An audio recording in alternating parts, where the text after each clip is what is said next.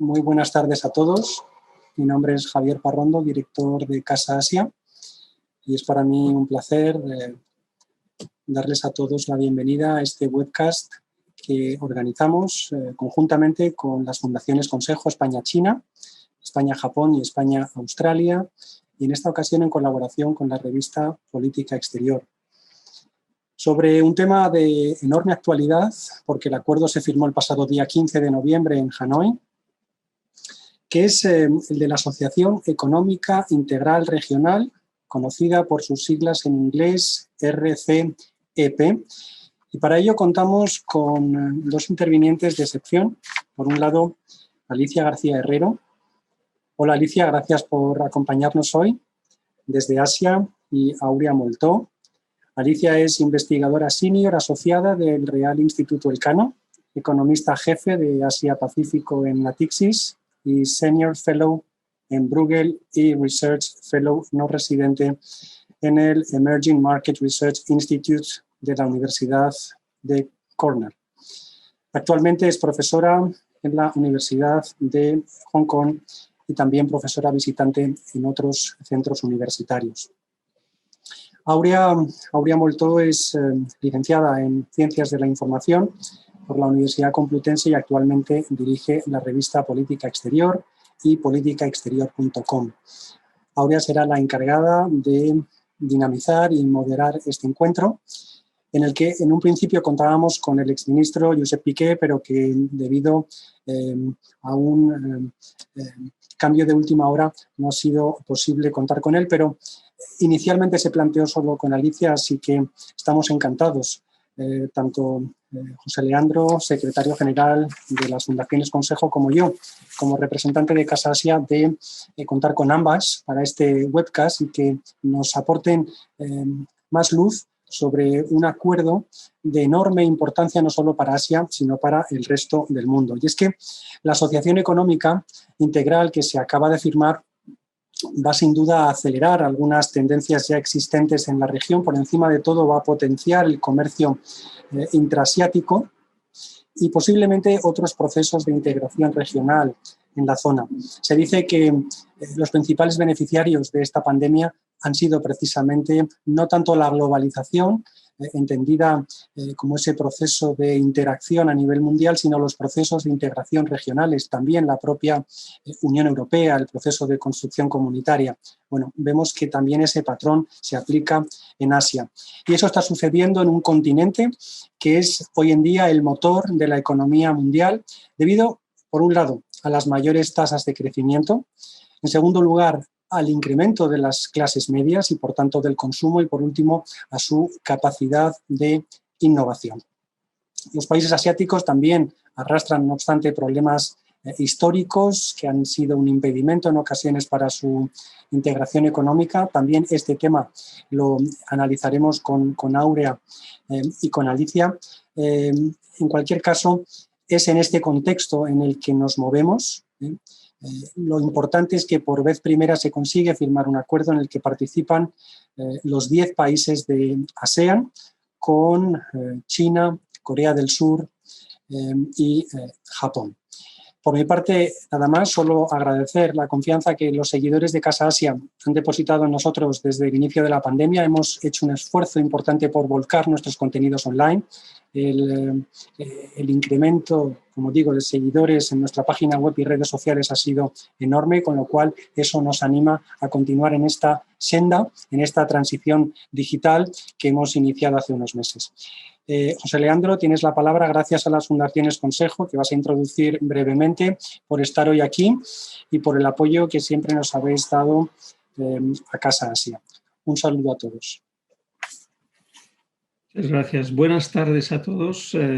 Mi nombre es José Consarnau, soy el nuevo secretario general de las Fundaciones Consejo España Asia Pacífico. Bienvenidos a este webinar, como ya ha señalado Javier Parrondo, organiza Casa Asia junto a las 3 fundaciones Consejo, España-Australia, España-China y España-Japón, y la colaboración de la revista Política Exterior sobre el histórico Acuerdo de Asociación Económica Integral Regional o RCEP en sus siglas en inglés, Regional Comprehensive Economic Agreement. Me gustaría, antes de todo, para los que no nos conozcáis, dedicar un breve momento a presentar las fundaciones Consejo, de las que soy secretario general. Somos instituciones privadas que contamos con el apoyo del Ministerio de Asuntos Exteriores, Unión Europea y Cooperación. Y contamos también con la presencia en nuestro patronato de importantes empresas e instituciones que operan en Australia, en China y en Japón, respectivamente. Entramos, por tanto, de lleno en lo que se llama la diplomacia pública. Nuestra misión es, básicamente, crear puentes de encuentro entre España y los países del que se trata, ¿no? Y el país del que se trata, ayudando a tomar decisiones correctas tanto para las empresas como para los profesionales y las instituciones. Las tres fundaciones cuentan con diferentes programas y actividades, obviamente, y en este sentido os invito a seguirnos vía redes sociales. Este webinar de hoy encaja en dos de nuestras principales líneas de actividad, que son el análisis y la reflexión, por un lado, y la divulgación, por otro. La RCEP, este tratado de libre comercio que hoy se va a analizar, es el más grande del mundo, marcadamente asiático, más Australia y Nueva Zelanda. Da una cobertura a un mercado de 2.200 millones de personas, aglutina el 30% de la población mundial y casi el 30% del PIB mundial. Su originalidad, sin duda, reside en su heterogeneidad y en su carácter inclusivo. Pues abarca varias de las mayores economías del mundo, como China y Japón, pasando por economías o países altamente industrializados o con un PIB muy alto per cápita, como Australia y Singapur, o con abundantes recursos naturales, como Indonesia y Filipinas, hasta países de renta baja como Camboya o Laos, por solo citar algunos. Todos los signatarios, obviamente, esperan beneficios de este acuerdo, entre otros, pues quizá los más obvios, ¿no? La puesta en marcha de un régimen común comercial entre los 15 países y, como consecuencia, un impulso de las exportaciones, pero habría que citar muchos más. Y en el caso concreto de China, yo creo que significa además ampliar su influencia económica en la zona y busca situarse de alguna manera en el centro de la economía, no solo asiática, sino mundial, ¿no? En todo caso, habrá que ver si los países que han suscrito este acuerdo alcanzan en los próximos años los objetivos y beneficios esperados desde su puesta en práctica. En cuanto a India, de la que también conozco por ser secretario general de la Fundación Consejo España-India, este gran país asiático se ha quedado fuera del acuerdo, a pesar de haber participado en un principio en las negociaciones, pero la puerta está abierta y podría adherirse posteriormente si así lo decide. Para concluir, y no menos importante, quiero agradecer a Alicia García Herrero su generosidad por compartir hoy su visión experta de esta zona del mundo. Y un saludo, por supuesto, también a otra experta en la arena internacional, Aurea Moltó, directora de la publicación Política Exterior. Y sin más dilaciones, cedo la palabra a Aurea Moltó, deseando que este encuentro resulte muy interesante y fructífero. Gracias a todos. Muchas gracias al director de Casa Asia, a Javier Parrondo, y a José Conserno, secretario general de las fundaciones Consejo España, China, Japón, Australia, que están, como ha explicado, apoyadas o hacen una labor muy importante de diplomacia pública a través del Ministerio de Asuntos Exteriores español y de su patronato. Gracias a Casa Asia por organizar este evento. Parece que vamos a cerrar el año con este acuerdo firmado a mediados de noviembre. Parece que va a cerrar un año donde el gran protagonista geográfico ha sido, sin duda, Asia, por la pandemia, por la economía, por, digamos, las preguntas sobre modelos políticos o de gestión de sociedades que nos han surgido a todos en todo el mundo. Y creo que tenemos una gran suerte de poder disponer de aproximadamente 1 hora y cuarto del tiempo de Alicia García Herrero, porque sin duda Alicia es una de las mayores expertas que tenemos. Iba a decir que tenemos en España, pero no, digamos que es una experta española en Asia y vive allí. Y cada vez que ha hablado de Asia o que ha explicado algún fenómeno que aquí se está interpretando de una manera, ella ha sabido perfectamente matizar cómo se ve desde allí, qué matices tiene, qué explicaciones de fondo hay, qué consecuencias puede tener.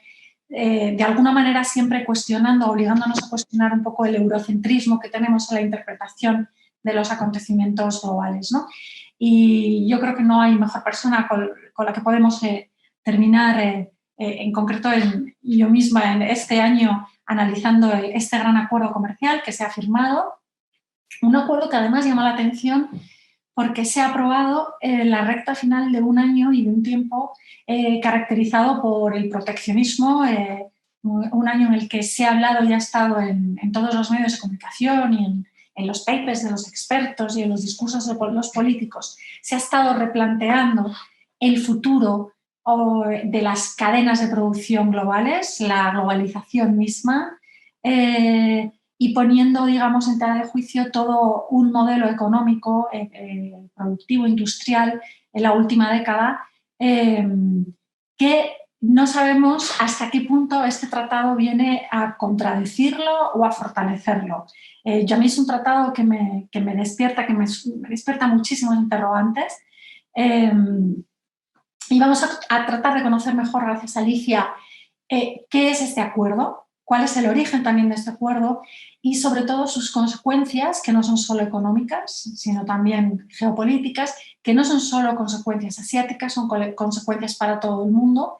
Y bueno, vamos a escuchar primero una presentación que nos va a hacer ella para situarnos precisamente en el centro de la discusión que vamos a tener a continuación, y luego tendremos la ocasión de debatir con ella, de hacerle algunas preguntas yo misma y todos los que estáis participando en esta sesión. No voy a volver a presentar a Alicia porque ya lo han hecho mis Javier y José Consarnau, y bueno, ella es economista jefe de Asia Pacífico en Natixis, es investigadora senior en Bruegel y también en el Instituto Elcano, y bueno, no voy a volver a extenderme en sus credenciales para protagonizar la sesión de hoy sobre el RCEP. Alicia, cuando quieras.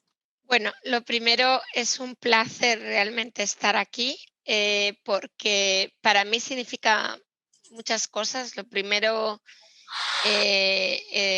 tengo gran admiración por los esfuerzos que ha hecho el gobierno español durante muchos años. Esto no es un gobierno ni dos, de crear estos consejos y bueno, y la Casa de Asia, ¿no? Que es una de las primeras ideas antes de irme a vivir a Asia hace ya, no sé, 15 años, muchos años. Y ver esos esfuerzos, ¿no? Yo creo que es muy importante para nosotros que los mantengamos. Y por no hablar de Aurea, que yo adoro su revista y sus esfuerzos en realmente mantenernos al día de lo que pasa en el mundo, bien dicho, más allá de Europa, porque por mucho que nos guste Europa, hay mundo fuera de Europa y hay que también entenderlo, también para tener mayor capacidad de influencia en Europa. Yo creo que esto es algo muy importante. Al fin y al cabo somos un país, en cierto modo, limítrofe, y esto lo tenemos que entender, porque yo creo que, aunque no seamos limítrofes con Asia, sin duda alguna, tenemos que pensar en el mundo fuera de Europa, o sea, no solo en Europa.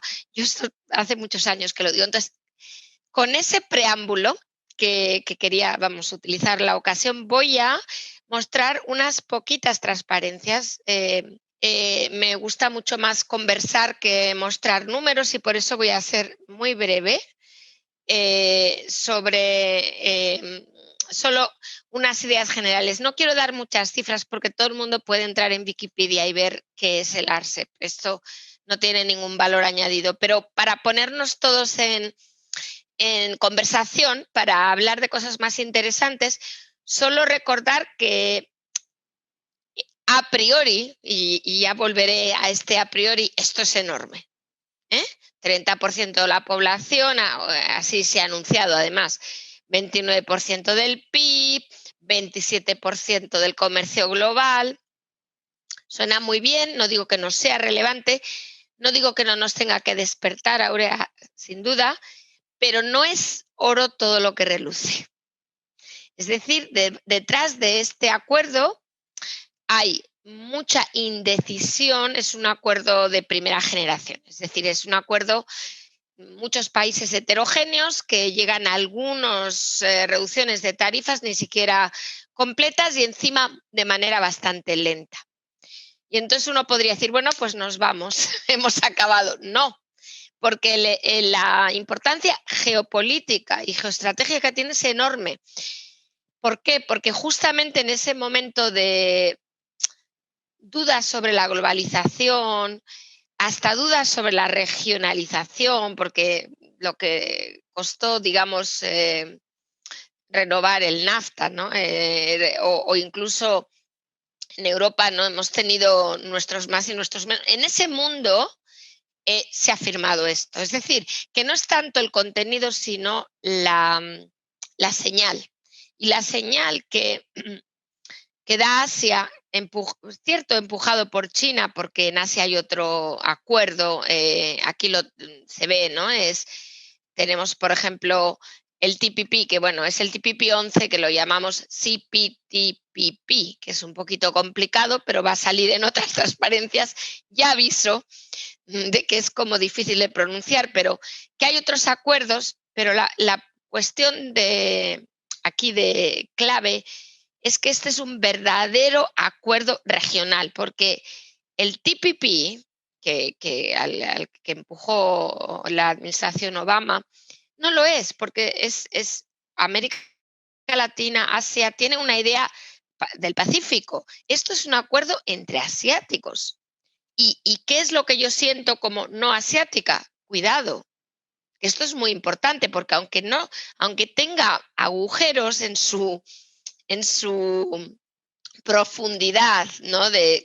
Comercial, yo ya entiendo en qué dirección va Asia. Y Asia va en una dirección en la que, para bien o para mal, Estados Unidos se queda relegado porque lo decidió él mismo, y no solo fue Trump, porque ya Hillary Clinton en su campaña electoral desechó un acuerdo que además venía de un gobierno demócrata. Es decir, ¿por qué? Porque el mundo se está encerrando en sí mismo. No es Trump, somos todos. Es la India, que en buena medida no acepta este acuerdo justamente porque está en esa mentalidad de self-reliance, como dicen. O sea, somos prácticamente todos. Entonces, esta firma es clave, porque quiere decir que en Asia, o al menos una buena parte de Asia, ASEAN, como sabéis, Australia, Nueva Zelanda, Corea del Sur y Japón, además de China, entienden que eso no les conviene, que no pueden encerrarse en sí mismos, que tienen unas cadenas de producción enormes y que las tienen que mantener. Y esa es una señal muy importante para Occidente, porque ¿ahora qué hacemos? O sea, ese es, digamos, el mensaje clave de la presentación. Vamos a ver si puedo mover esta transparencia. Sí.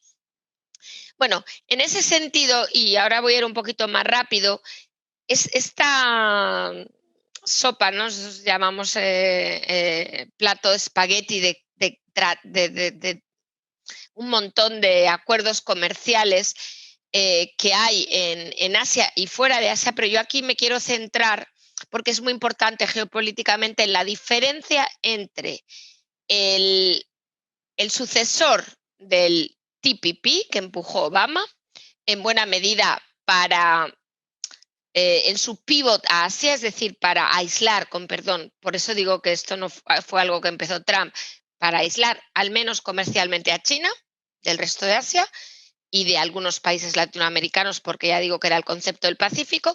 Ese acuerdo que después los japoneses se quedan, que ellos empujaban esto en parte para obtener un rol en Asia y que China no les sacara, ¿no? de este papel de inversor en los países, sobre todo del sudeste asiático.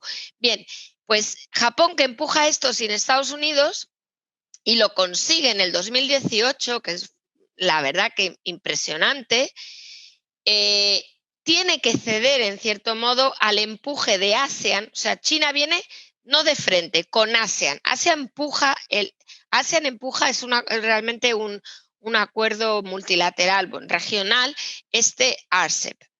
Pero estaba a punto de caer porque India no aceptó, los países se veían, digamos, demasiado pequeños para China. ¿Por qué se firma cuando se firma? Por el vacío institucional de Estados Unidos, por la COVID, que deja a estos países con crecimientos negativos, un país como Filipinas. O sea, ¿cómo no vas a firmar lo que me pongan? O sea, es que era un momento muy, digamos, muy idóneo para. Entonces, ahora la gran pregunta, si veis este mapa tan complejo, es cómo pasamos, o sea, qué relación hay entre el CPTPP, que como veis aquí incluye países latinoamericanos y que tiene una renta per cápita media superior, y que es más complejo, que tiene capítulos que el RCEP se soñaría, como el trato de las empresas públicas, por cierto. Bueno, pues todo esto, ¿cómo lo ponemos juntos? Entonces, aquí está la clave. Xi Jinping, en la reunión del APEC, 10 días después de la firma del RCEP, comenta: no estaría mal ser parte del CPTPP. Y esto es importantísimo porque quiere decir que China, con el RCEP, se arma digamos, de posibilidades. Es el inicio de un dominio, digamos, de los acuerdos comerciales en Asia, porque ha conseguido RCEP, aunque sea un acuerdo inferior. Ahora, no va a ser tan fácil para China, y lo voy a explicar en un momento. Bueno, aquí esto es solo lo difícil que fue llegar al CPTPP, que ya digo que es un acuerdo mucho más complejo, porque salió Estados Unidos, porque lo empujó Japón. Esto un poco lo he explicado, pero realmente este acuerdo no ha recibido la atención que debería. El RCEP sí. Y esto un poco explica el papel de China, digamos, es decir, la dimensión, ¿no? de que China esté o no esté en un acuerdo comercial. Pero este es el acuerdo importante, este es el punto que yo quiero hacer, especialmente si China consigue entrar. Volviendo al RCEP un momentito, hay un gran perdedor en el RCEP, lo enseñaré al final, es Taiwán. Porque Taiwán es un gran inversor en ASEAN. De hecho, es una política que Tsai Ing-wen empujó mucho, que bueno, empezó incluso un poquito antes en los últimos pasos del gobierno de Mao Zedong, porque había demasiada dependencia de China. Entonces, Taiwán empezó a invertir en ASEAN. Y de hecho es un gran inversor en ASEAN, mucho más que en China, o en China continental, por decirlo correctamente. Taiwán ha dejado de invertir mucho en China, también Japón y Corea del Sur.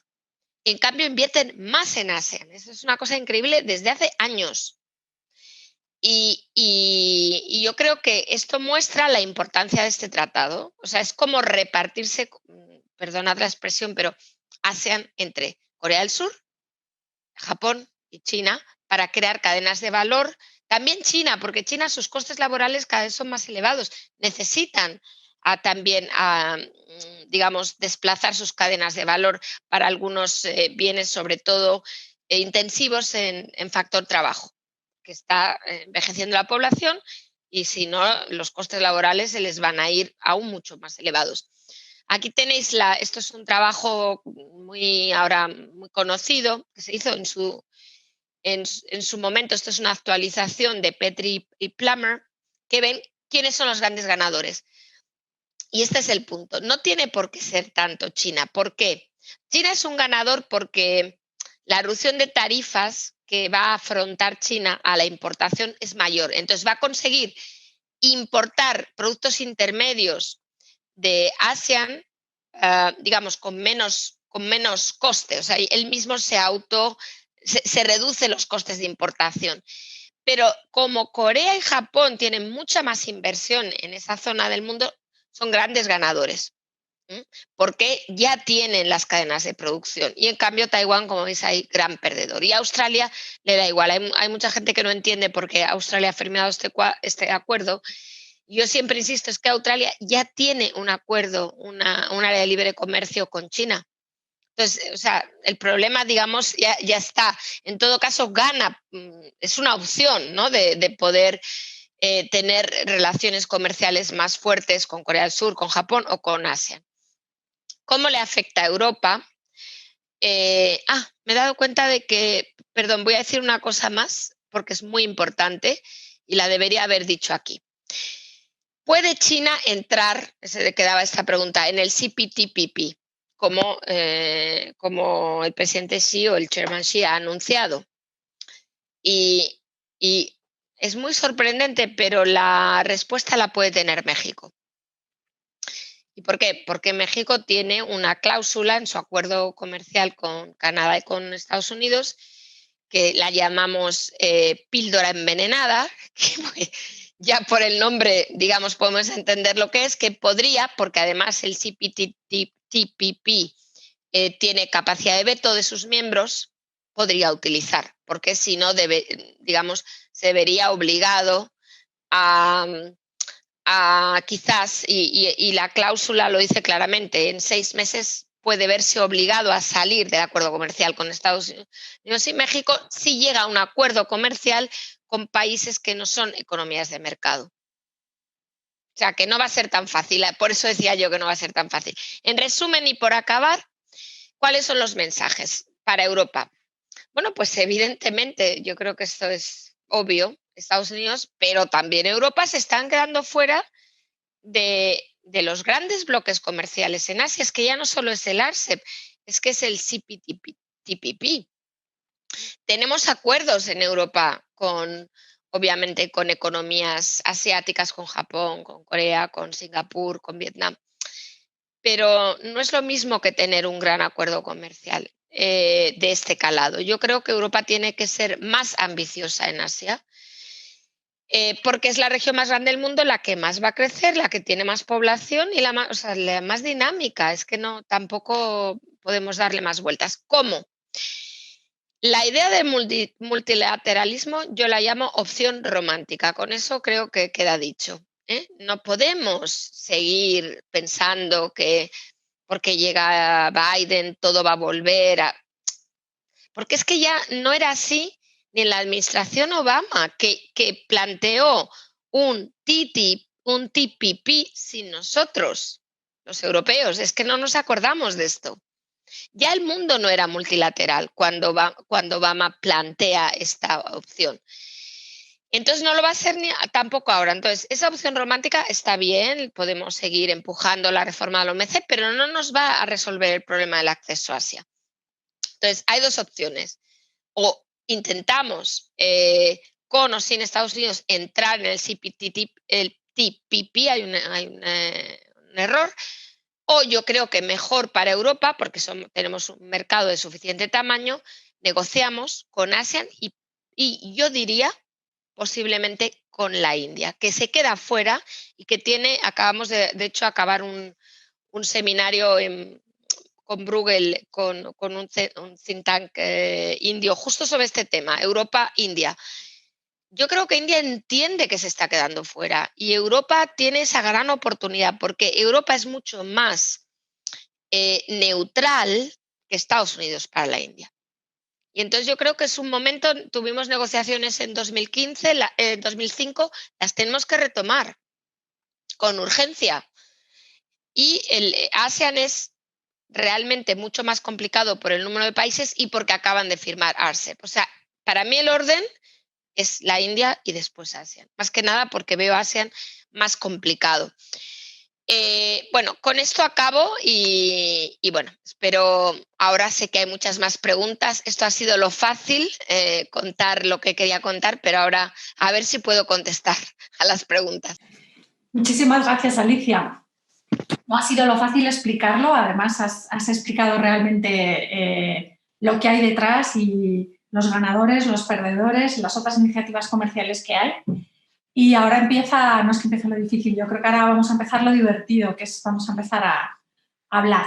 Voy a empezar por donde no tenía pensado, pero voy a empezar justo por India, porque me gustaría que nos contases por qué se ha quedado fuera India, por qué India finalmente ha decidido no entrar. Hay varios motivos, pero el más obvio y por hacerlo breve, India teme, porque tiene un déficit comercial creciente con China, una excesiva dependencia de bienes intermedios y finales de China. Es decir, teme que la competitividad de China en el sector manufacturero sea de tal calado que India no consiga generar su propio sector manufacturero, que como sabéis es muy limitado. Entonces, ese miedo a no estar preparado para esa competencia. De hecho, cuando la India negoció con Europa, ese era el punto y era muchísimo menos obvio porque nuestros costes laborales son superiores. Con China es absolutamente aterrador, ¿no? Entonces yo creo que ese es el motivo fundamental.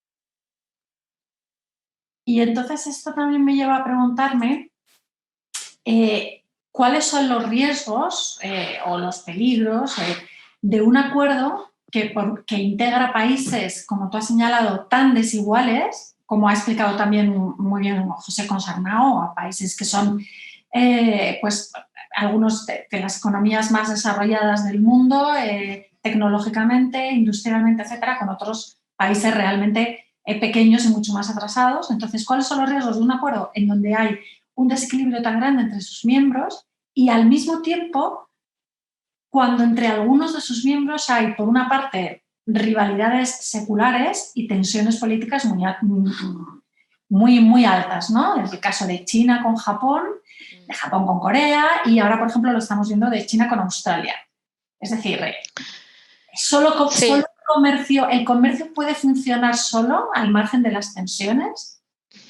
Bueno, es muy buena pregunta, Aurea. Es que yo realmente sigo pensando que este acuerdo es menos de lo que parece. Hay muchas excepciones. Hay algunos productos cuya reducción tarifaria o de aranceles lleva 20 años. O sea, entonces es como una manera de decir, vamos a crear llamémoslo un semiacuerdo comercial, porque no, desde luego no tiene la naturaleza y la complejidad de los acuerdos que ha firmado Europa, ¿no? Con muchísimos otros capítulos, con estándares, incluso con cláusulas de compromisos de transición ecológica. Bueno, esto no tiene nada que ver con eso. Entonces es más fácil. Tiene muchos agujeros, pero desde luego da una señal clara, que es que en Asia el poder económico es de China. O sea, yo creo que, aunque ya digo que se beneficien igual más Corea del Sur y Japón, pero ese no es el punto. Y bueno, se benefician ahora. ¿Por qué? Porque tienen más inversión directa, como explicaba. Pero la cuestión es que desde un punto de vista de dependencia económica, esto deberá poco a poco aumentar aún más la dependencia enorme del resto de países de China, ¿no? Y entonces esta es un poco es un juego de integración a largo plazo. No es lo que Europa negociaría con la India. ¿Por qué? Porque nosotros llegaríamos y diríamos, la India es el tercer mayor emisor ¿no? de CO2 después de China y Estados Unidos, que está muy bien, pero empezaríamos así. Claro, la dificultad de la negociación y la importancia de la divergencia en renta o en desarrollo es enorme. Pero claro, si tú solo dices, bueno, mira, a mí solo me interesan los productos intermedios que yo voy a producir en Indonesia para esta cadena de producción. Y ahí quiero tarifa cero. y yo te doy tarifa cero porque soy el primero interesado en importarlos para reducir mis costes de producción, ¿no? Digamos, China o sea, es otra... El objetivo es mucho más reducido de lo que nosotros planteamos con nuestros acuerdos comerciales, especialmente en los últimos años. Y por eso creo que las diferencias de renta son menos graves, o sea, para llegar al acuerdo. No digo que no sean graves, porque se ha tardado mucho en llegar al ARCEP. O sea, yo creo que se ha llegado porque ha sido, o sea, la pandemia para el sudeste asiático ha sido arrolladora. O sea, ya digo, la India es que está en recesión, un país como la India. Indonesia, Filipinas, o sea, pero eso no quiere decir que sea un acuerdo que, ¿cómo decir? Que vaya a desproteger del todo, digamos, muchas de las barreras que tienen aún estos países, sobre todo para los bienes al consumo. Esa sería mi lectura. Entonces, por ejemplo, yo me llevaría a concluir lo siguiente. Tú dices que es un acuerdo que es menos de lo que parece en materia comercial. Entonces, mi conclusión, sí. La segunda parte de la premisa es, si es menos de lo que parece en el terreno comercial, no es tanto un acuerdo comercial, ¿es más de lo que parece en términos políticos? Sí, exacto. Sí, yo creo que lo que dice, o sea, para empezar, para mí el primer mensaje es Asia no espera a Biden. Yo lo leería así, Asia no espera a Biden. Corea del Sur, con bases militares, Japón, etcétera, no espera a Biden y firma un acuerdo comercial con China. Bueno, mejor dicho, con China y con el sudeste asiático. O sea, Australia, aunque ya lo tuviera, podría haber dicho, me quedo fuera, no quiero dar esa señal. Nadie se queda fuera excepto la India, pero la India antes, no por ofender a Biden, sino porque tiene unos motivos, digamos, de déficit comercial y de verdadera dificultad de crear empleo, en fin, todos sabemos, o sea, no es Biden. Entonces, esto para Estados Unidos, en mi opinión, es un mensaje desolador. Por eso creo que es más político que económico. Esa sería la lectura. Muy interesante esto que estás diciendo, porque entonces me pregunto también si el RCEP es realmente un acuerdo anti-Estados Unidos o, dado que también sabemos que China no es que tenga, digamos, muchos aliados, muchos amigos en Asia, también produce muchos recelos. Hola chica, pellica, ¿qué tal? ¿Cómo o es un acuerdo para contener regionalmente a China, implicándola en un acuerdo que realmente tiene un alcance político a un largo futuro, ¿no? ¿Hecho más contra Estados Unidos como una señal de no esperar a Biden o como una señal de intentar involucrar a China en un proyecto regional que a futuro incluso pueda causar menos tensiones en Asia?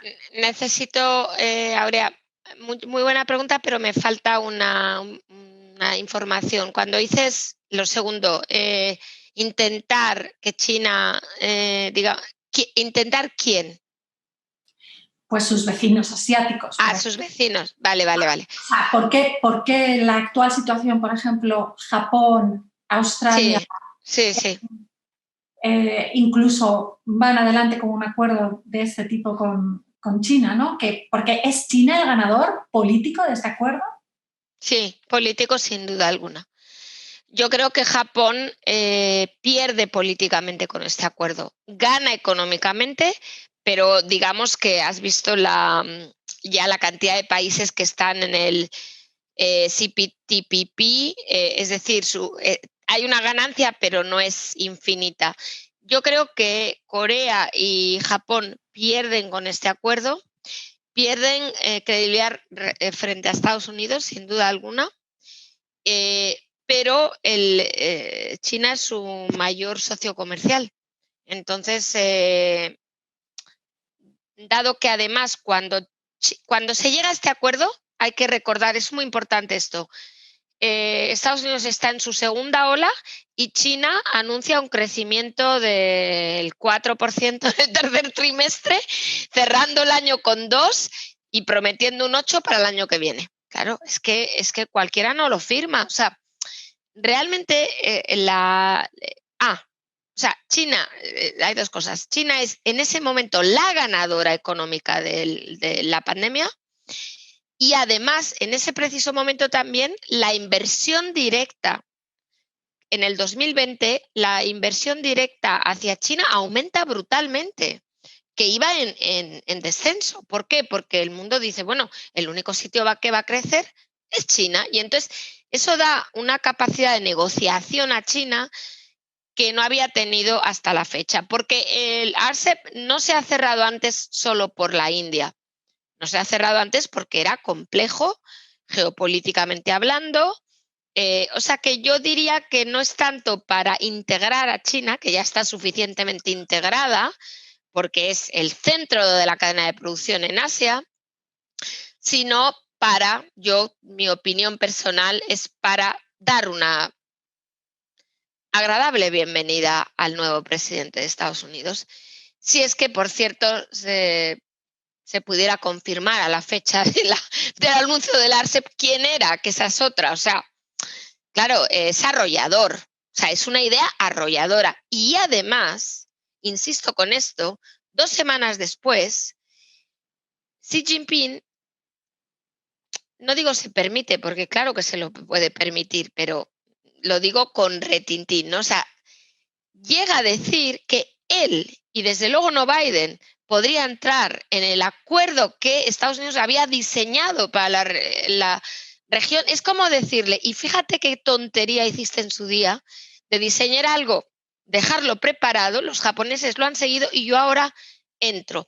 Y de hecho ha habido algunas aclaraciones por parte del gobierno chino, no sé si fue Wang Yi, concretamente el ministro de Asuntos Exteriores, que dijo, creo que fue Wang Yi, pero no estoy segura, no recuerdo, que esa idea de que por tener empresas públicas China no podía entrar en el CPTPP era una tontería porque Singapur tiene empresas públicas y Vietnam también. Es decir, que eso no era ninguna traba para China, que era la traba que le ponía a Estados Unidos en su momento cuando China consideró entrar en el CPP, en el TPP.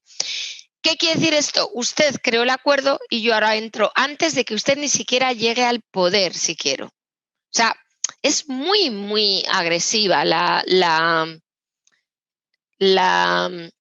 concepción, digamos, o sea, no solo el RCEP, sino la idea de decir, considero incluso algo que usted mismo creó y al que, por cierto, no va a tener acceso porque yo antes que usted lo voy a considerar. Yo para mí sí, es una respuesta, es una manera de decir, usted se queda fuera de esta región porque es mi región. No se dice así, no, evidentemente, pero es mi interpretación. Y es un mensaje muy angustioso para Estados Unidos que necesita motores de crecimiento en un momento tan difícil como una pandemia. Entonces, ante este escenario tan angustioso que estás describiendo, ¿cuál crees que debería ser la primera aproximación de Biden a Asia? Incluso se mencionó la semana pasada la posibilidad de nombrar un zar para Asia, un enviado especial para Asia, digamos. Bueno, yo creo que ya con sus nombramientos ya está dando bastantes pistas de la importancia de Asia y para mí, de la imposibilidad de lo que llaman un reset. O sea, yo creo que Biden no viene a hacer un reset porque si no, no habría nombrado a Catherine Tai. O sea, hay un montón o sea, todo el aspecto de negociación con China es agresivo, es beligerante. Biden ya ha dicho que no va a reducir por el momento los aranceles. Biden tampoco hace ningún tipo de gesto a la legislación que ha entrado en vigor respecto a las sanciones, ¿no? Por parte de la lista que llamamos del Pentágono. O sea, es todo munición para Biden, ¿no? O sea, él no ha tomado estas decisiones, pero se encuentra con una serie de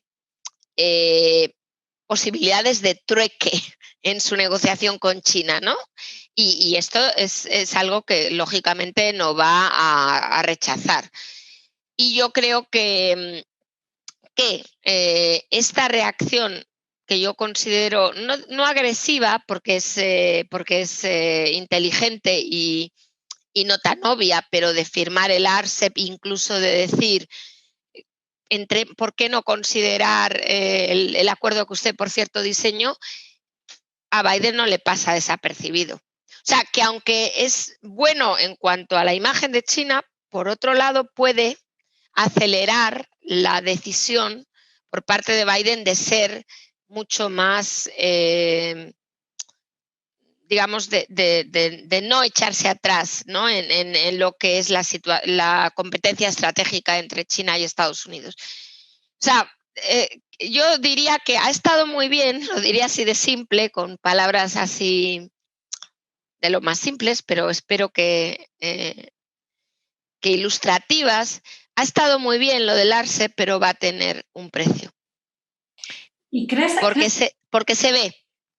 ¿Crees, Alicia, que precisamente por eso que estás comentando ahora, tú crees que Biden, vamos a dejar de personalizarlo en Biden, la nueva administración estadounidense, precisamente esta nueva mirada que está haciendo a los europeos en la relación transatlántica tiene que ver con esto? O sea, hoy de alguna manera intentar ejercer un poder de atracción de los europeos para de alguna manera contener o crear, una aproximación a China con más fuerza? Sin duda, y no solo a los europeos. El discurso de la embajadora americana en la OTAN, que la verdad que fue interesantísimo después de la publicación del informe de la OTAN sobre China, es absolutamente esclarecedor, porque lo que dice la señora Hutchinson, no me acuerdo el primer apellido, bueno, es simplemente que yo no vengo aquí sola, yo vengo con mis 30 aliados y además con los, no sé exactamente qué palabra, digamos, para los asiáticos que no son miembros de la OTAN, pero que son, ahora no recuerdo exactamente, pero es decir, con los miembros de la OTAN y con mis aliados adicionales en Asia, llamémoslo así. Y esto es muy importante porque esto cambia totalmente la fuerza con la que llega Biden, más allá de, ya digo, todos los pequeños, digamos, armas llamémoslo no armas, pero pirotécnicas, las tarifas, los aranceles, quizás no son las que a Biden le gustarían, pero ahí las tiene. Y además de eso, llega con sus aliados. Entonces, esto es, yo creo que para nada es un reset. O sea, China sigue hablando de reset, pero yo creo que evidentemente a cualquiera que lo vea puede entender que el llegar.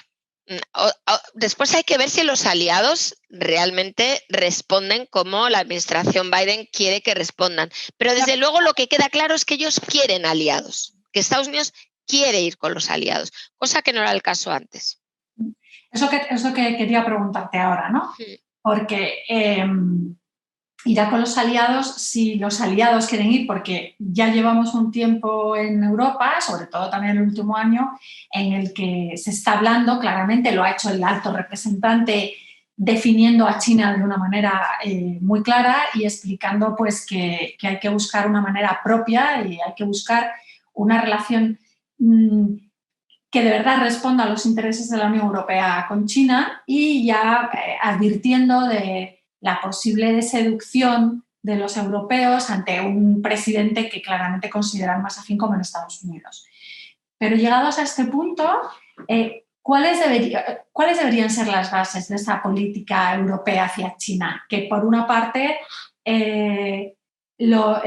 consiga de alguna manera ofrecerle también a China digamos, oportunidades interesantes de colaboración, o sea, se presente la Unión Europea como un socio interesante también para China.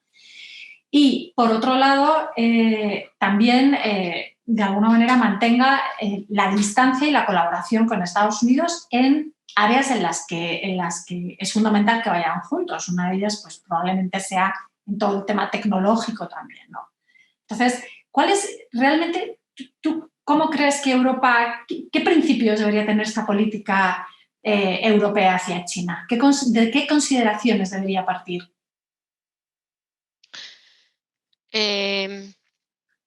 La primera consideración no es hacia China, es hacia nosotros mismos.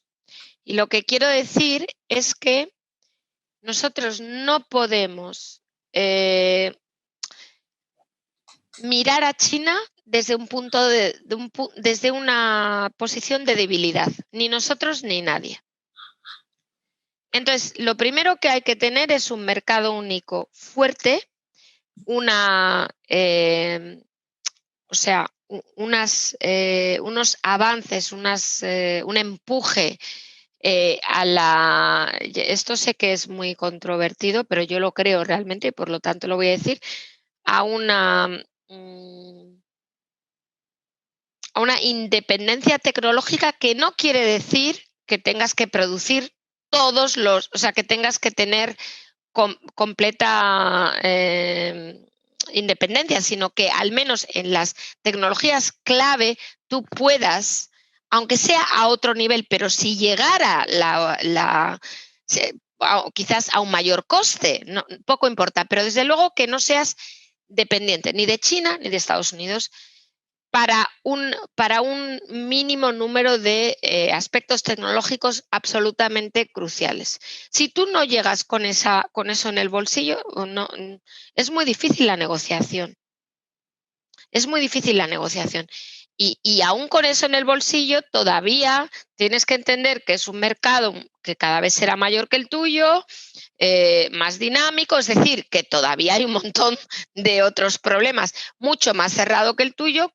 Tú no puedes ofrecer apertura adicional porque ya no tienes mucho más que ofrecer y tienes que rogar por un mínimo de apertura. Entonces, claro, ya el punto de partida es súper complicado.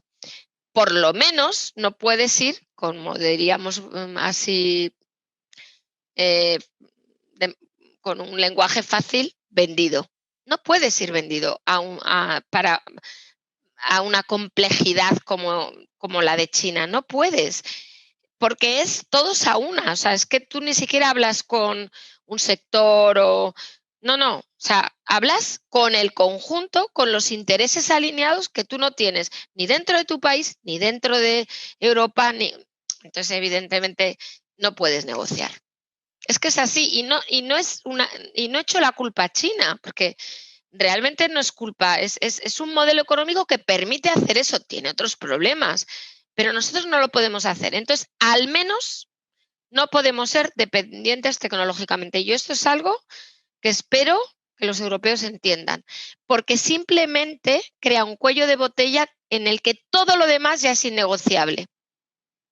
Entonces, creo que necesitamos tener independencia tecnológica en aspectos, no digo todos, pero los más claves, y yo creo que estos están al orden del día, tampoco en inteligencia artificial, o sea, es que no son en 5G, o sea, no es una lista incluso en semiconductores, cosa que podemos perder porque cada vez hay más empresas que se han vendido, como todos sabemos.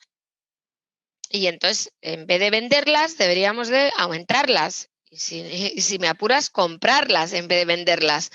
Entonces, yo creo que esto es algo que los europeos tenemos que entender. Por eso digo, una vez que tengamos eso, podemos negociar.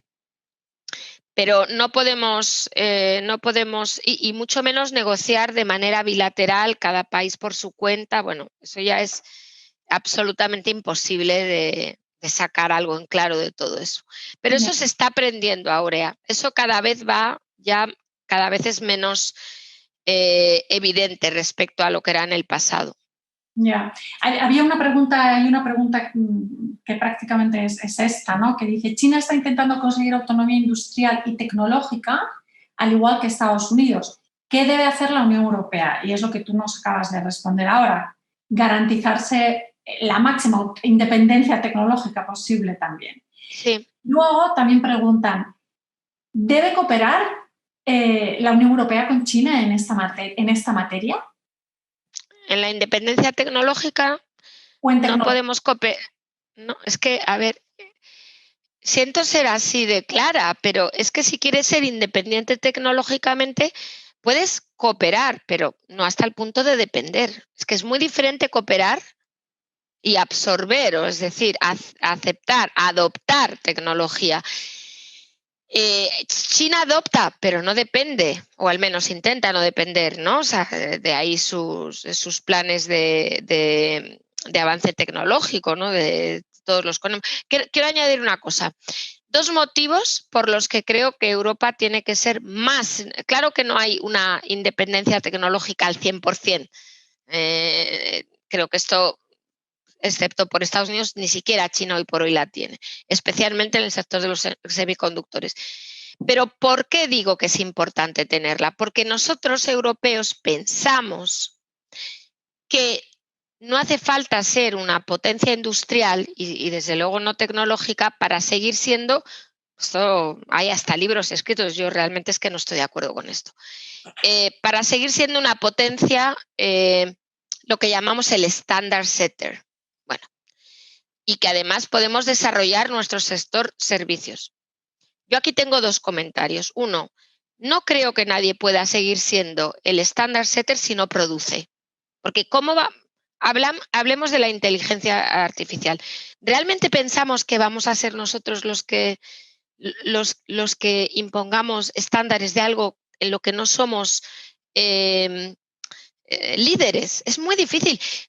Somos standard setters porque éramos líderes en la producción de automóviles, incluso en la robótica en los primeros momentos, que por cierto también hemos perdido en cantidades ingentes por ventas de empresas, ni siquiera, y bueno, y después hay un problema de talento, etcétera. Pero mi punto es, Europa no puede pensar que va a seguir siendo standard setter sin producir en el ámbito de alta tecnología.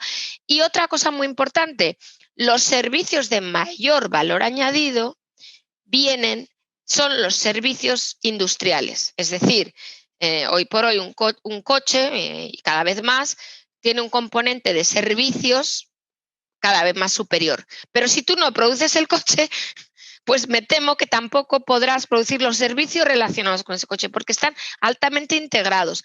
Entonces yo creo que no podemos, por una cuestión ya de supervivencia, perder todo eso. Es que es demasiado. O sea, no es un tema de proteccionismo, es un tema lo diría así de fácil, es un tema de entender cuál es nuestra renta per cápita. A ver si lo digo así de fácil. Solo podemos intentar desarrollar tecnología industrial y servicios industriales porque son los más productivos. ¿Vale? Y si queremos tener una renta per cápita alta, tenemos que ser productivos. Entonces, yo no puedo aceptar importar solo tecnología, porque evidentemente, a cambio de eso, ofreceré servicios, está muy bien, algunos que todos conocemos y que son obviamente siempre un problema de aceptación, el tema del turismo, etcétera, está muy bien, pero no son los más productivos. Entonces, no digo que los eliminemos, pero por Dios, hagamos también. Entonces, este es el punto de la independencia tecnológica. No es un tema de proteccionismo, es un tema de modelo económico. Europa no podrá mantener su renta per cápita si no empuja la innovación. Es que, o sea, ¿por qué tenemos solo que importar innovación? ¿Por qué una región con una renta per cápita como la europea puede pensar eso? No, yo realmente creo que esto es el quid de la cuestión. Y no es porque China sea China y me dé miedo, que podríamos hablar de eso también, no. Es por un tema de modelo económico, es que no somos Indonesia o Turquía o Marruecos, somos Europa. Entonces, si nosotros hemos conseguido estar donde estamos gracias a eso, innovando y añadiendo valor añadido, o sea, aumentando el valor añadido, no sé por qué ahora vamos a dejar de pensar eso. No lo entiendo. Me da igual que sea China, Estados Unidos, o sea, ni siquiera lo encajaría en ese, aunque no, lo diría más fuerte, aunque no hubiera competencia estratégica entre Estados Unidos y China, aún así Europa tendría que intentar ser lo más independiente posible tecnológicamente por su propio interés. Y encima, como la hay, 2 veces más. Ya. Ese es mi... Una pregunta en este sentido de una de las personas que está asistiendo a esta sesión. Pregunta, ¿estos acuerdos como el RCEP, agudizan el surgimiento de bloques económicos enfrentados? Agudizan el sufrimiento de bloques económicos, digamos, o de modelos, ¿no? Digamos, el de Estados Unidos, donde quizá de alguna manera ahí podrían caer los europeos, aunque tú precisamente lo que acabas de explicar es que no se debe caer ahí, y el de China. O sea, no, entiendo que esta pregunta va, digamos, si el RCEP de alguna manera acelera las posibilidades del desacoplamiento, ¿no? Sí, lo entiendo. Sí y no. A ver, esa es la intención de China, en mi opinión. Asia es mía. Pero no es tan fácil, porque desde un punto de vista de seguridad, digamos, sí, de security, no sé si en español decimos seguridad, o sea, todo el ámbito de... ¿Decimos seguridad? O sea, quiero decir, en el ámbito militar y de protección, digamos, no económica, llamémoslo hard power, como decimos, desde luego que Corea y Japón tienen muy claro. O sea, hay como una contradicción, ¿no? Y lo mismo Australia. Entonces, claro, todo dependerá de cómo vengan dadas, porque si llega un momento en el que realmente tienen que reaccionar a una política china más agresiva, como puede ser el caso de Australia, yo creo que Australia ya ha contestado esta pregunta. Yo tengo un acuerdo comercial con China, pero mi aliado, digamos, desde un punto de vista militar y de seguridad, es Estados Unidos.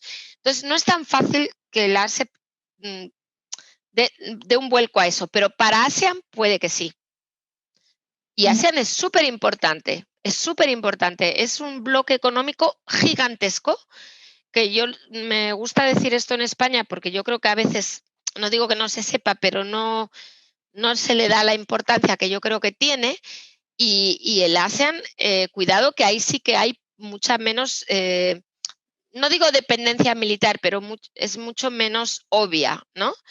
Y yo estoy empezando a ver ese cambio incluso en Singapur. O sea, se ve que China domina el discurso en Singapur.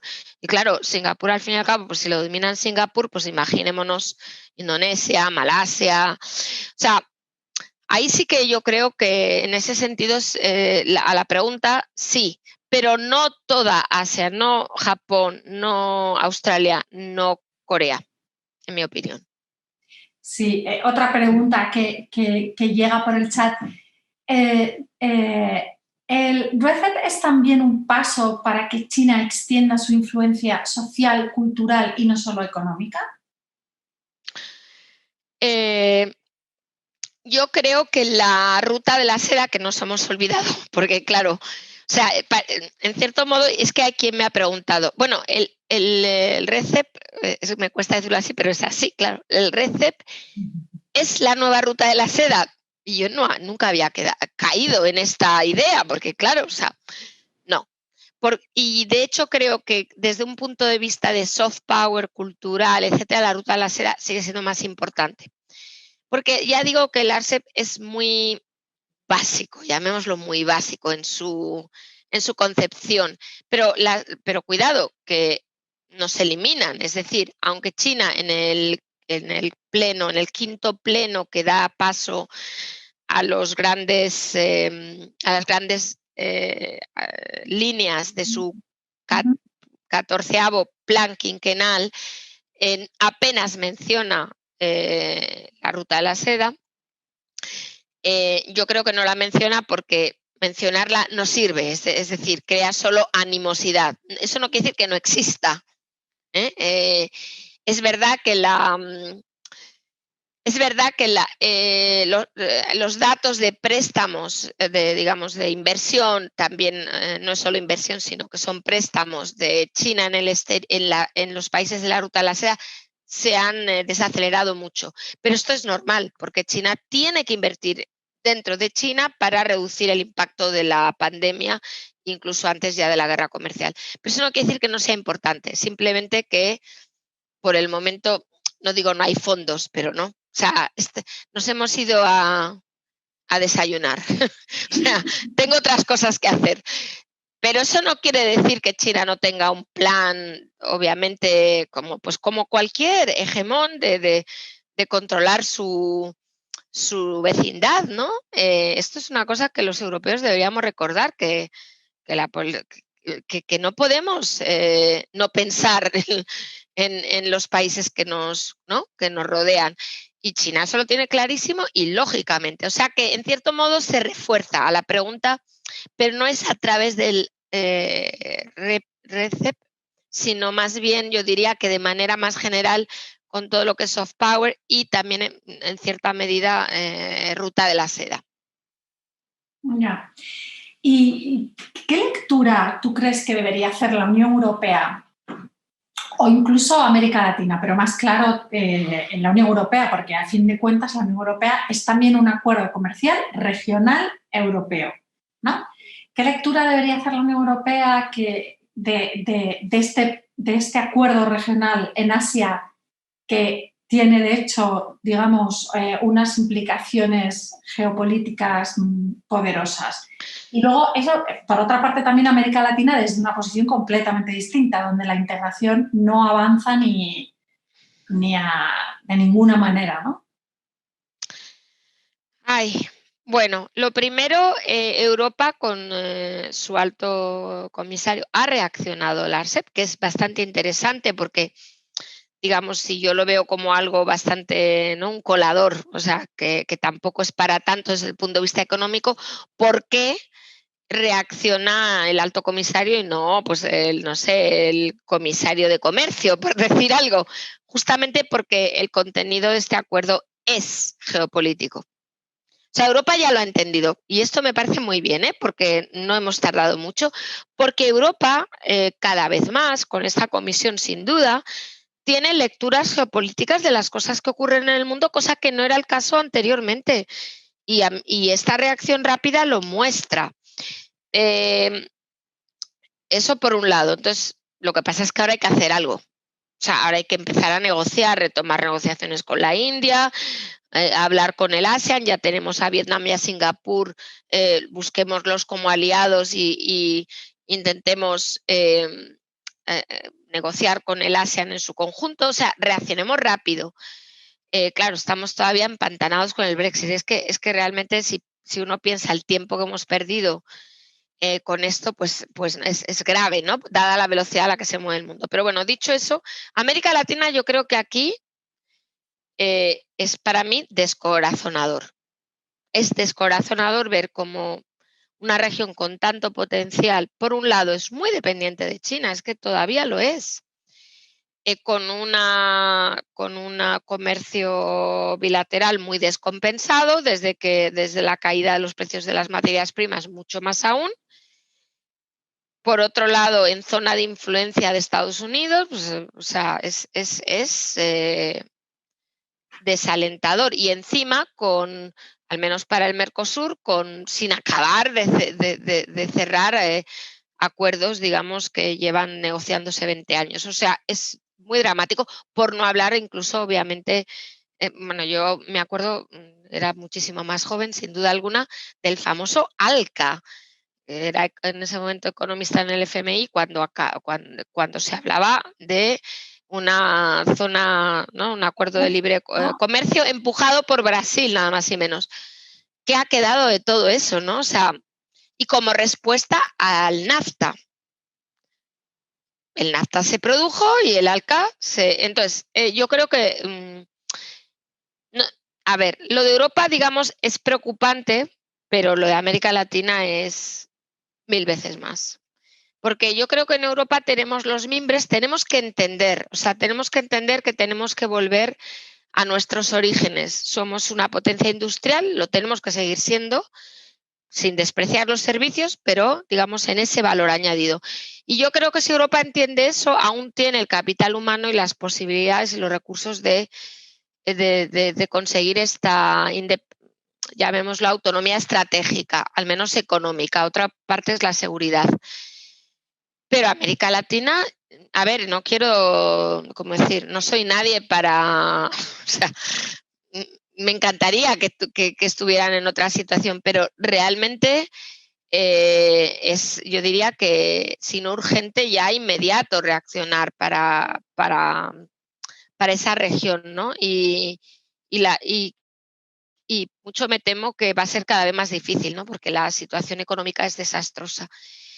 Bueno, pero hay que tener esperanza, pero sí, me parece complicado. Sí, ¿no? Porque parece que en Asia se van dando todos estos pasos que van encaminados a estar cada vez mejor o consolidar bases de poder y en otras regiones, ¿no? que llevan años dando vueltas a esto, o bien se cuestionan o no se avanza con la potencia que se podría, en el caso de la Unión Europea, o bien siguen sin fructificar, ¿no? Como en América Latina. Respecto a India, hay una persona que pregunta, cuando tú has comentado que es necesario y que sería muy interesante que la Unión Europea alcanzase un gran acuerdo con India, y la pregunta es la siguiente. India es un país complejísimo, con muchos problemas económicos y políticos. ¿No arriesgaría demasiado la Unión Europea acercándose a este país? Estoy de acuerdo en la complejidad, estoy de acuerdo en que quizás con el gobierno actual sea aún más complejo, porque realmente están en mi opinión, sin de nuevo ofender a nadie, en un pensamiento muy, no lo llamaría solo proteccionista, porque ni siquiera es eso, pero muy,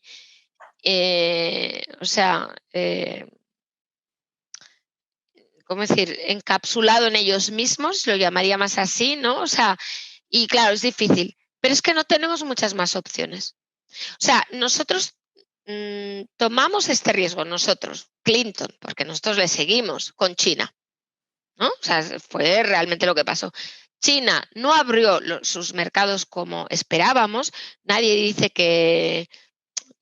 porque esto lo tengo siempre que aclarar para no meterme en un lío, ni que mintieran ni que dejaran de mentir, no va de eso, pero creo que puedo decir que no era lo que se esperaba. Eso creo que se puede decir porque es subjetivo, ¿no?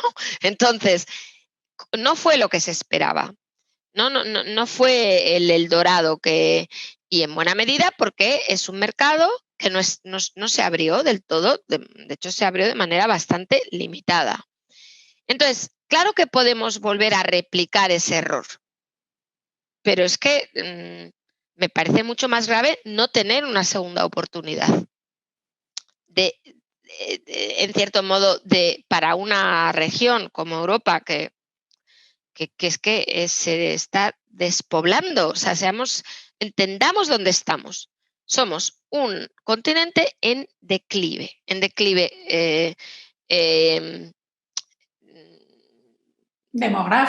demográfico, incluso de innovación, lo sabemos. Entonces, ¿qué tenemos que perder si ya estamos en declive? O sea, entiendo la complejidad, pero yo creo que hay que ser valientes porque no tenemos muchas otras opciones. O sea, Estados Unidos, ¿qué vamos a ganar? Imaginémonos que Biden llega y dice acuerdo comercial con Europa. Pues si somos súper parecidos, hay las ganancias de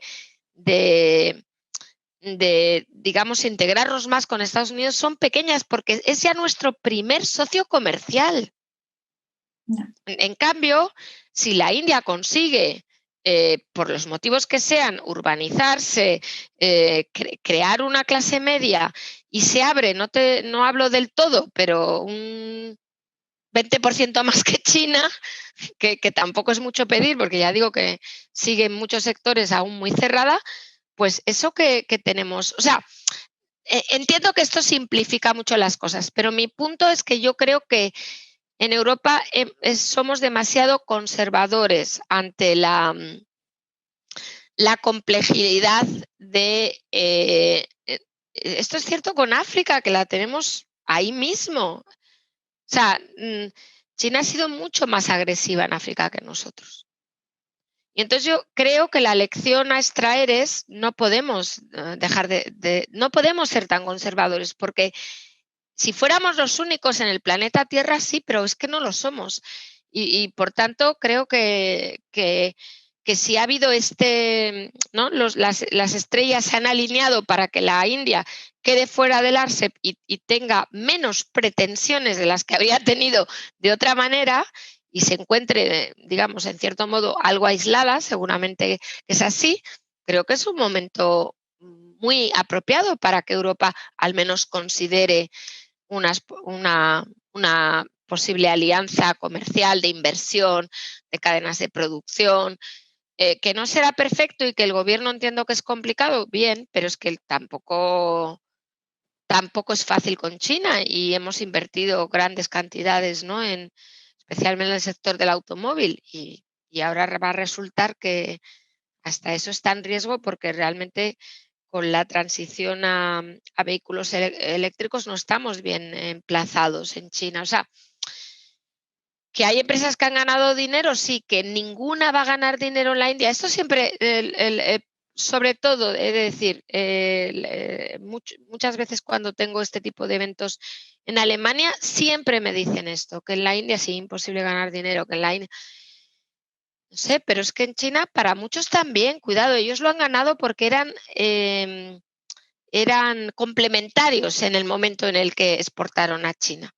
Pero en breve lo dejarán de ser, porque China producirá exactamente lo que produce Alemania y ya lo está haciendo. Entonces, y ahí dejarán de parecer, de ser complementarios. Entonces, en resumen, yo no digo que sea la panacea, pero no tenemos tiempo para estar mirando a acuerdos comerciales con Singapur. ¿Vale? O sea, por Dios. Que no hay nada de malo, pero yo no puedo estar 10 años negociando con Singapur y no hablando con la India, porque mi tamaño productivo, como una economía de que 18.000 trillones americanos, billones de dólares, no se va a resolver con Singapur. Es que no entiendo por qué no pensamos, hay prisa, necesitamos grandes mercados. No sé, no sé, es mi humilde opinión. ¿Tú crees, Alicia, que realmente India tiene alguna posibilidad o puede ser vista como un país, el país capaz de contener de alguna manera a China o de equilibrar por lo menos? Sí. Sí que lo pienso. Y si no, Estados Unidos no habría ofrecido, bueno, y Japón y Australia, pero empujado por Estados Unidos y Japón, el Indo-Pacific Strategy a la India. La India es un país clave y yo creo que los europeos no estamos viendo esto. Y es un país clave.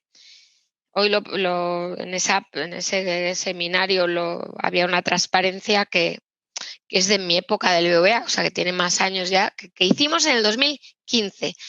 Y resulta que es que los números son así, o sea, era un proyecto donde veíamos el tamaño del PIB y Europa, China, Estados Unidos más o menos el mismo, sobre todo en paridad de poder adquisitivo, ¿no? O sea, no en dólares. Pero bueno, digamos, como es de largo plazo, eso es lo que usamos. Y lo otro era la contribución al crecimiento mundial en miles de millones de dólares. Y China era del 2015 al 25. O sea, que estamos a mitad de camino. Y China era como casi el doble de la contribución de Estados Unidos, que se dice pronto, vale, que ya digo que... Pero es que antes de Estados Unidos estaba la India. O sea, ¿por qué? Porque la India, con una tasa de urbanización que es la mitad que China, tiene crecimiento fácil por aún 20, 25, 30 años.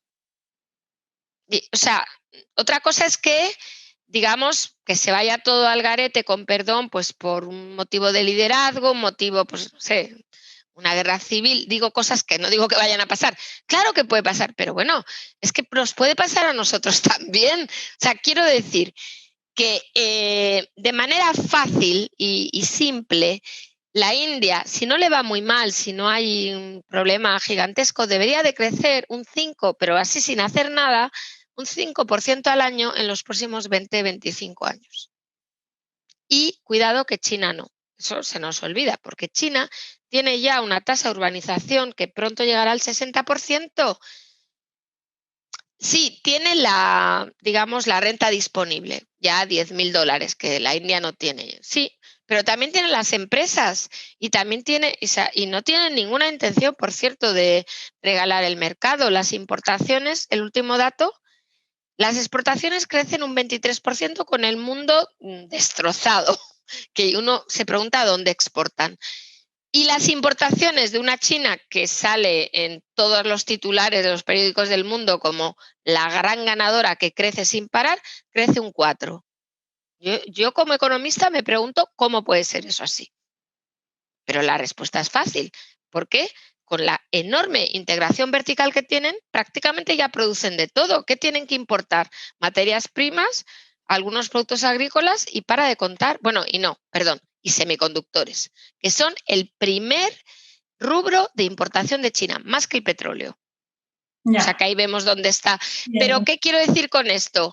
¿Que China tiene que ser una mejor opción si realmente ya produce todo lo que yo sé producir? Que no digo que no exportemos a China, pero no podemos pensar que eso es el futuro, que solo China es el futuro, porque sinceramente los datos lo demuestran. Las exportaciones europeas a China es que van fatal, incluso peor que la media. ¿Por qué? Porque los que exportan, de hecho, son, ya digo, materias primas, productos agrícolas, o sea, y Estados Unidos por la fase 1 del acuerdo comercial, que tienen nada más y menos que 200.000 millones de dólares que importar de Estados Unidos, como para importar de nosotros. Entonces yo digo, yo adoro a China y vivo aquí, me encanta, pero quiero ser un poquito, o sea, decir, no puede ser que solo pensemos en China. Es que el mundo es muy grande y nosotros cada vez más pequeños. Por tanto, digo esto de la India y lo podría decir de Indonesia, porque Indonesia es un país gigantesco también para Europa. O sea, no podemos estar tan, ¿no? Y yo creo que el RCEP es una manera de entender esto, porque solo con el país que se queda fuera, la India, ya tienes, como digo yo, bocadillos ya para ¿no? Y con los que están dentro, también, sin China y con China también. O sea, es tan enorme que casi podemos permitirnos el lujo de elegir, ¿no? Y con eso lo dejo. O sea, entonces yo creo que Europa tiene que despertar al tamaño de Asia y negociar con los grandes y por favor, digo, por evitar pérdidas de tiempo, quizás dejar los pequeños para el final. Lo dejo ahí. Pues, Alicia, yo creo que nos has dado un montón de titulares. Para empezar, Asia no espera a Biden. Y creo que también esto último que has dicho ha sido casi una llamada a la agitación y al trabajo de las fundaciones Consejo, España-China, España-Japón, España-India, etcétera.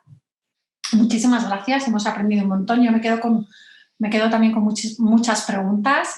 Gracias a Casa Asia y gracias a todos los que han asistido a la sesión. ¿Cuántas horas de diferencia tienes allí? 7. Pues es que yo creo que ya es hora de que puedas descansar un poco. Muchísimas gracias. Es siempre un gusto hablar contigo y bueno, de nuevo, gracias Casa Asia, Javier Parrondo.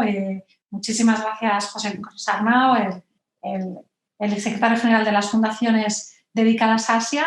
Y buenas tardes a todos. Buenas noches, Alicia, a ti. Gracias a todos por escuchar y por la invitación. Gracias.